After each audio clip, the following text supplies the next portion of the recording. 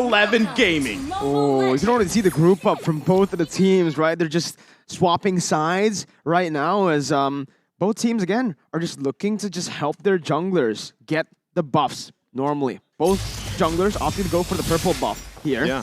So it's a very interesting path they're going to take. There's one thing that's very interesting, though, yeah. Papa Dog. Is that it? Is that what I was going to point it out to you, man? Weapon mastery, right? He didn't go for it. He went for high and dry here, which is interesting. What do you think about this?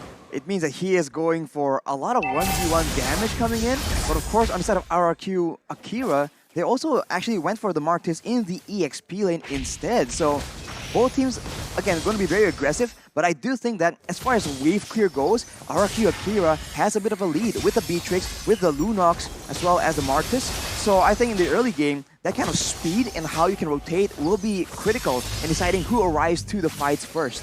See, this is why it's so interesting with drafts, because both teams super flex, right? We didn't initially we were like, where's Joy going? She goes in the jungle, okay. Then you have the Kadita in the mid lane not roaming. You have the Cho on the roam, and on the other side, same thing. You actually have the Fredrin in the jungle, right, doing that, and then it was the Martis, who we have seen in the jungle as well often, but he's in the hands of Takashi here, and that matchup alone, Takashi versus Papa Dog, I feel like it's going to be tough for Takashi to get a kill here, whereas Papa Dog could possibly get an early one if he is able to utilize that high and dry emblem. And you can see the team focusing on the bottom side.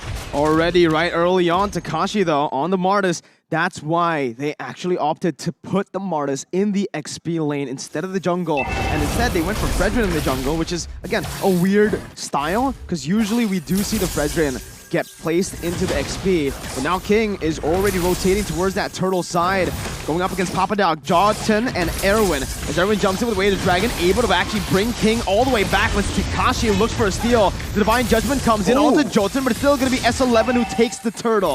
Both teams disengaging, and S11 walked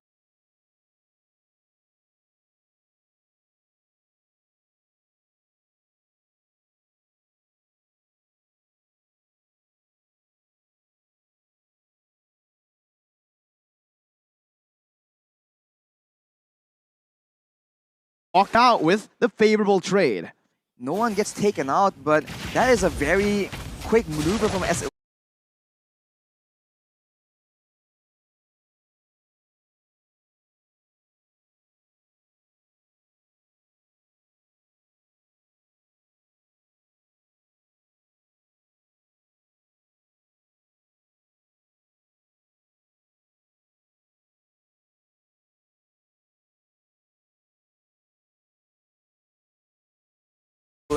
And I thought that RRQ Akira were the ones that were going to put a trigger, because if you look at the composition, they have a lot more burst damage they can play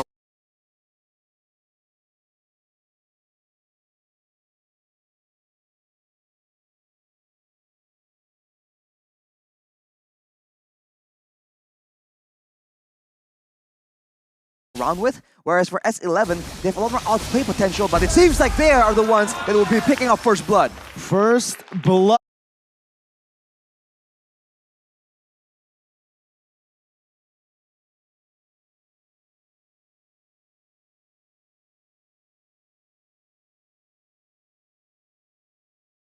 By S11 and Chan.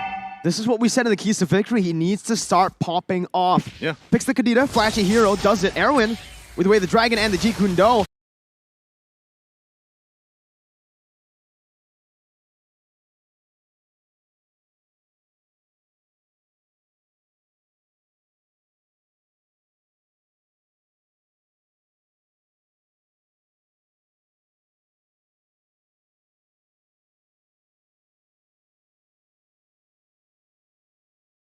Brings King back, and that might just be a kill. King can't dash away. Sagan tries to look for some compensation, but it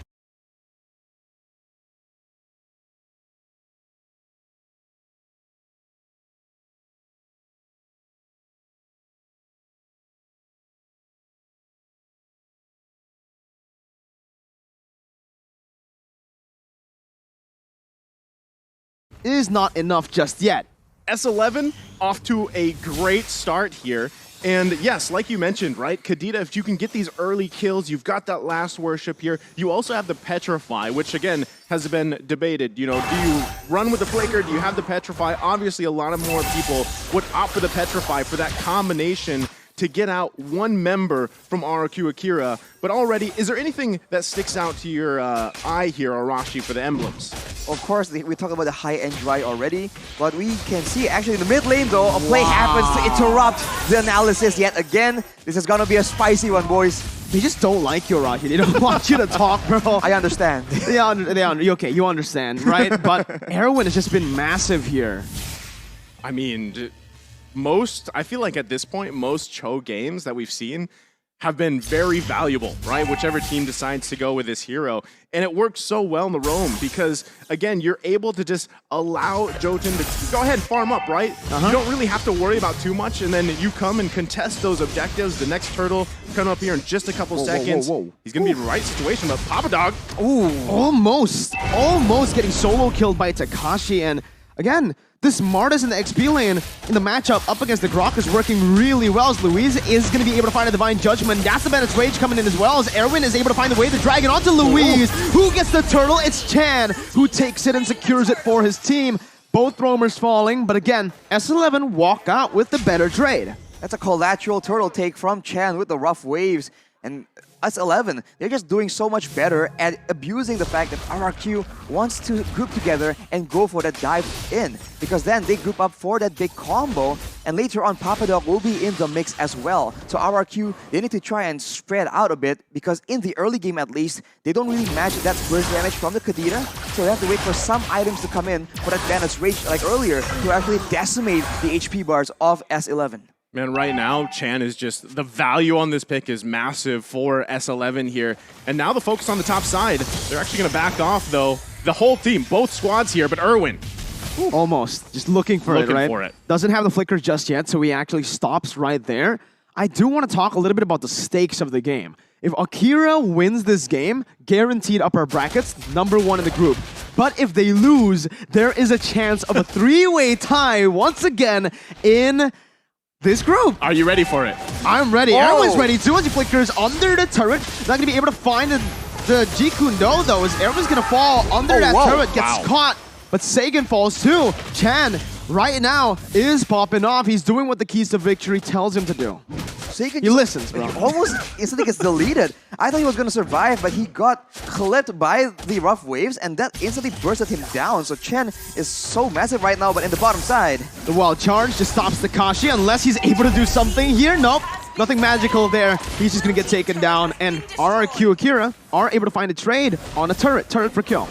I mean, given the situation that S11 has, RRQ Akira has been finding ways to keep it as close as possible in terms of economy, right? That's best case scenario for them because they're going to have to claw back into this game. Right now, the pace obviously being set by S11. Next turtle's up. You can see even Papa Dog finding the positioning he needs to. And Luis doesn't have Divine Judgment, right? So this is most likely going to be another turtle going in the hands of S11, furthering their lead here objectively, and they'll be able to play around this as pretty much all of their members getting very comfortable in terms of itemization at this point in the game. This is why it's so difficult when you go for so many late game picks. We saw a similar story from Blacklist, but they are forced to concede so many objectives in the early game. But fortunately for them, they're still able to match the structure takes and even have a bit of a lead. Taking a look at the items right here, Hunter Strike for Takashi means that he can be a lot more aggressive, but Gusta La Gusta with the Blade of Despair will start doing a lot more damage, especially to the squishier members. But of course, once the Lightning Punching from Chen is completed, the already insane burst will get even worse for the side of RRQ Akira. Takashi was looking for a steal there, but will be caught on the wild charges. Erwin comes in to rotate, but Jotun's just going to be able to slay him down. The Divine Judgment comes onto Erwin right now as King is able to find a taunt. Sagan picks up the kill, a 1-for-1 right now. Ooh, Chan still able to get out. Jotun, once again, jumping back and forth, trying to get that last proc, but will just decide to disengage as Sagan comes in, just dealing some damage. And that whole time, Gusa Lagusa almost got taken out on the bottom side by Kai. So, I mean, that's just showing how much of a sort of vacation mode Kai has had. There might be focusing here on the bottom side, but Jotun not even going to let King and Luis get close enough. Still, though, Luis doesn't have the Divine Judgment. This is what RRQ Akira has to do. They have to play around Luis, and that's kind of been the trend for them throughout the group stage, is Luis finding those sets, whether he was playing the Lolita, whether it's the Kaja here. And still, if Gusta Lagusta can continue to grab a couple kills here and there, he's got weapon mastery himself, he will be a threat as the game goes on here. Luis, we have seen that he really does do a lot more flashy things when he has AoE crowd control that can set up his whole team for a big fight. But whoa, King! Erwin is able to find that right now, but everybody just collapses. The Petrify is massive by Chan. He finds the Lunox, Sega's gonna fall, and Luis as well to Kai, who picks up a double. Gusta Lagusta rotates back into the mid lane, but it's a bit late. Takashi is gonna be caught there, jumps in onto the bush, and S11, they've timed that perfectly for the neutral objective to spawn, and that's the Lord. I wonder if RRQ Akira can be considered doing good or bad right now, because they've been losing a lot of fights, but at the same time, they've been able to minimize the goal difference, the structure difference as well. But now with S11 taking that Lord, if they play the macro game properly and manage all three waves at the same time, they have a chance here to, at one fell swoop, just break down multiple turrets from the side of RRQ Akira. Man, Erwin... still, just finding these little moments here. We're going to take a look at the replay in just a second, presented by TikTok here. Look at that, right? This is what we call the TikTok play in the Philippines. Comes in with that combination and doesn't die. Like, he's able to survive as well. And then the double there from Kai. That is a massive value here for S11. What? Whoa, hey, yo, what happened? happened? Chan just got caught, and Jotun's looking for that ambush. Luis is going to be taken low. He doesn't have the Divine Judgment, and Jotun's just going to be able to walk him down. Takashi on the back, forced to flicker out very low. Jotun gets traded back as Gusta Lagusta picks up a mega kill. But man, it's just action everywhere, and they don't stop. They're still going. Sagan comes in with Wild Charge, will cancel that damage out. Erwin jumps in, now bringing him back with Wader Dragon. As Kai is going to be able to actually deal the damage back onto him. But Gusta and King traded back once again, and it's a shutdown over to Gusta. Man. This is a tough situation here because multiple shutdowns were picked up by Gusta Lagusta in that fight. Look at the damage right now. Okay. Out of nowhere, he is 6-0. Okay. The Beatrix does damage. What was wrong with all the other Beatrixes at M4? What's with the win rate? Yeah. Well, he's 6-0. It's Gusta no Lagusta, idea. man. He's 6-0. He has the weapon mastery. And just a couple minutes ago, we were like, at one point, Gusta Lagusta, if he can continue to farm up, he is going to be a threat. And this is now. Now we're here, right? This is exactly what we're seeing. They get some more space on the map that they need. They even out the turret situation. But still, S11 is not out of this, right? They still do have quite a bit of control. They've got setups here. But Erwin, at this point, has to be much more careful in the way that he approaches these. And the same thing, Luis, now that he has Divine Judgment, he's feeling a little bit more confident, especially with Gusta Lagusta popping off at this point. He could find a setup that he wants, and then that's an immediate -1 for S11. It's going to be way harder for S11 to pull off their composition in the later stage of the game, right? They need to use their burst really efficiently towards that back line, and it's Sagan and Gusta. Thing is, Sagan can go invulnerable, and Gusta, the longer the game goes, will have some defensive items, will be a bit harder to catch. Meanwhile, for S11, most of them are open, and most of them can't really, take the prolonged fights here. It's just Kai, but just as I say it, again, Gusta Lagusta, he's dealing a lot towards Papa Dog on that high and dry. See, that's the thing. As we just said, Luis will pull those into Gusta Lagusta, find a kill, but Chan, though, Chan still has the rough waves. Is going to be able to get out of that one. A good snipe over just to poke Erwin down. But RRQ are doing good right now. They've gotten the turrets down, and they can actually just wait it out. Play the long game, unless Erwin gets caught here, and that's just a legendary picked up by Gusta. That's insane, What man. is Gusta? What? This man's insane! It's such a tough situation right now because Gusta is relatively survivable. Wow, that's a lot of damage, but he has a Has Clause as well, so he is sustaining a lot in these fights. And later on, Luis can transition from being an engage tool to a peel tool to ensure that Chan or Jotun, anyone who just dies in the back line, can get instantly shut down and destroyed by the damage coming in from the 8-0 right now, Gusta Lagusta. oh, look at Chan. Oh, He's I looking am. for a setup here on Gusta if he can find it. Oh my god, Sagan actually reads it out. Chan's still able to dish out the damage, but again, that's where the Lunox comes in handy. I thought I was going to hit, and then he's going to go for Luis ult, on the and then he hunt, goes though. for the hit. But yeah, Luis is on the hunt. Not really going to be able to commit just yet, though. So both teams just disengage unless Papa Dog gets caught with a wild charge. He is going to be able to turn it back around onto RRQ Akira. Luis is going to be sprayed down right there as Gusta still dealing a lot of damage in the back. Flickering out to safety as he's going to be able to kite for a bit, but King will fall to the hands of Kai, who's still running wild on RRQ Akira. And there's a triple kill, and in the mid lane, it's a 1v1 where Chan's going to be able to actually deal out the damage to shut Gusta down. Takashi coming back at it, getting the decimate and getting a trade back in. It's a 4-for-1. Out of nowhere. That's a 4-for-1 after securing the Lord. Both these teams right now, after taking a Lord, has gotten taken out very decisively. What is going on? RRQ Akira, they stood there with 2 members in that late game in a Lord push situation. I mean, now we've been talking about Gusta Lagusta, and Kai has heard it, and he's like, what about me, right? He's 7-1-3, just had a massive play there. So either way, this game can be anybody's game. S11 still in a good position, and a lot of it still. It's the same thing mirrored across these 2 team compositions. Who gets that pick off? Who finds a person out of their team? I mean, if it's Papa Dog, great, right? If he can get someone from RRQ Akira out of here, and that target is most likely probably going to be Takashi as we see him try to focus on these side lane pushes a little bit. But still, as we're about a little over a minute away from that next Lord, it is going to be a crucial to who has the numbers advantage leading up to that objective. But taking a look at the items, how are things going here, Arashi? A Cursed Helmet and an Oracle for Jotun in the jungle. This is a bit of a hybrid build. He wants to do some damage. He needs to have enough to threaten the backline, but still be tanky enough to survive these big crazy fights. As I'm analyzing, the fight breaks open again, Mirko. That Divine Judgment was massive, finds the member, but Chan's gonna be able to trade it back onto Seigen, onto Gusta.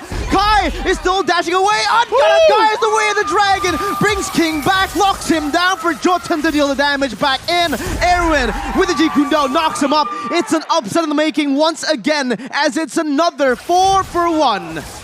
Can they actually push into the base here? It's only Luis. There's more than 20 seconds. They're going in. Erwin with the Flicker combo and the Jeet Kune Do. The mini waves needs to be cleared out. Luis is trying his best to actually buy some time. 5 seconds onto the Lunox right now. That's going to be Luis jumping in again. And that's S11 Gaming pulling another stop to upset the odds.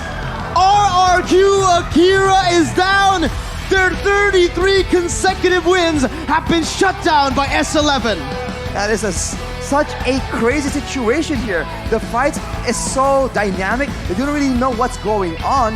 But S11, with the superior burst, with the more dangerous pick of potential going towards Gusta Lagusta, they're able to make it work. This is an upset, and I think we saw the stats earlier. Everyone is wrong. Ankarakai. I mean,